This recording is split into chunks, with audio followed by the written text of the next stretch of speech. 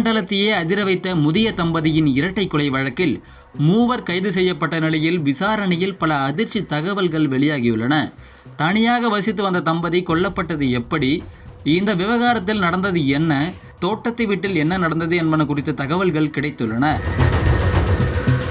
ஈரோடு மாவட்டம் சிவகிரி விலாங்காட்டு வலசு கிராமத்தைச் சேர்ந்தவர்கள்தான் ராமசாமி பாக்கியம் தம்பதி. இவர்களுக்கு கவிசங்கர் என்ற மகனும் பானுமதி என்ற மகளும் இருக்கும் நிலையில் அவர்கள் இருவரும் தனியாக வசித்து வருகின்றனர்.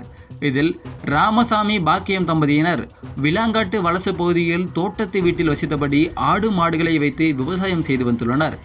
இந்த நிலையில் கடந்த 1ஆம் தேதியன்று தந்தைக்கு செல்போனில் அழைத்துள்ளார் மகன் கவிசங்கர்.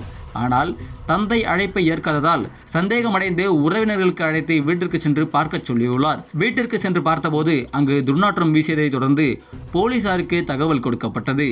விரைந்து வந்த போலீசார் கதவை திறந்து பார்த்தபோது ராமசாமி பாக்கியம் தம்பதியினர் கொல்லப்பட்டு கிடந்துள்ளனர்.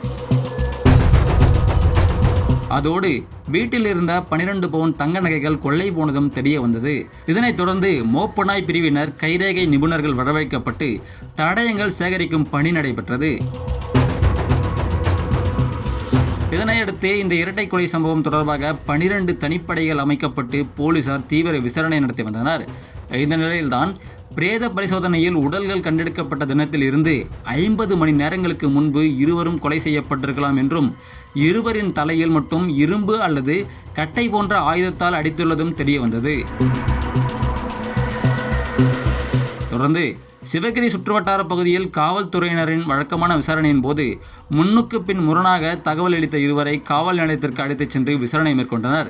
அதில் தென்னை மரத்தில் தேங்காய் பறிக்கும் பணியில் ஈடுபட்டு வரும் மாதேஷ், ரமேஷ் மற்றும் ஆச்சியப்பன் ஆகியோர் ஈடுபட்டதாக ஒப்புக்கொண்டனர். தொடர்ந்து அவர்களிடம் நடத்தப்பட்ட தனிப்படை காவல்துறையினரின் விசாரணையில் அதிர்ச்சி தகவல்கள் வெளியாகியுள்ளன.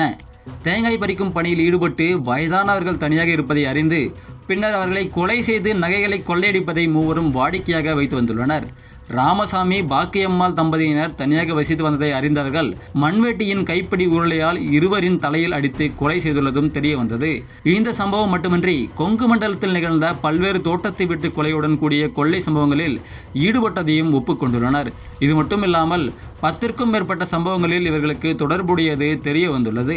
இந்த அதிர்ச்சி தகவல்களை தொடர்ந்து பிடிபட்ட மூவரையும் கோபிச்செட்டிப்பாளையம் அடுத்த கடத்தூர் காவல் நிலையத்தில் வைத்து ஐஜி, டிஐஜி ஆகியோர் விசாரணை மேற்கொண்டு வருகின்றனர்.